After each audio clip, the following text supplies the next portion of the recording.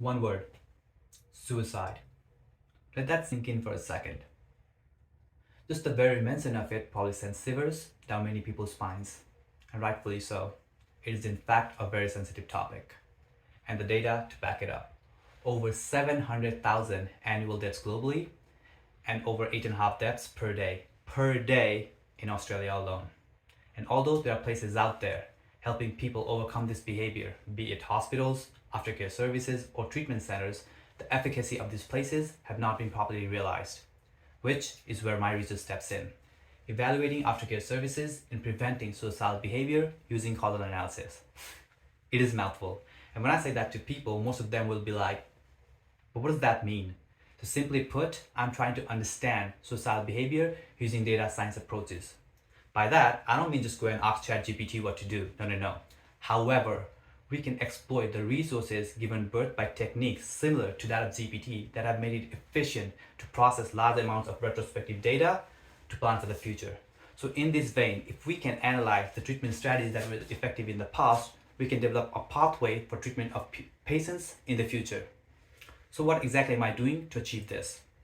Well, for one, I'm establishing a mathematical cause and effect relationship between suicidal behavior and the factors related to it. Keyword here being mathematical because, as you can imagine, for such a sensitive topic, doing trial experiments is not possible.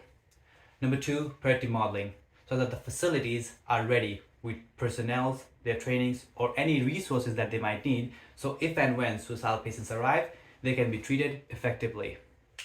I'm also doing natural language processing, which in a nutshell is text-based analysis.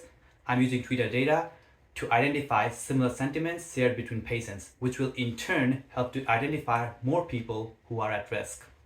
And finally, aftercare evaluation, seeing how different treatment plans and aftercare services are helping to reduce subsequent suicidal attempts or even thoughts. My area of interest is Western Sydney area, and that is because of its heterogeneity and therefore a good representation of the world's population.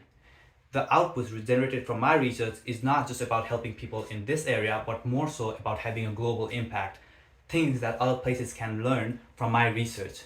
It is more than saving 8.5 lives daily in Australia, but it is also about saving those 700,000 lives every year globally, so that everyone can live a long and happy life. And that is something I take pride in. And that's my research in 3 minutes. Thank you.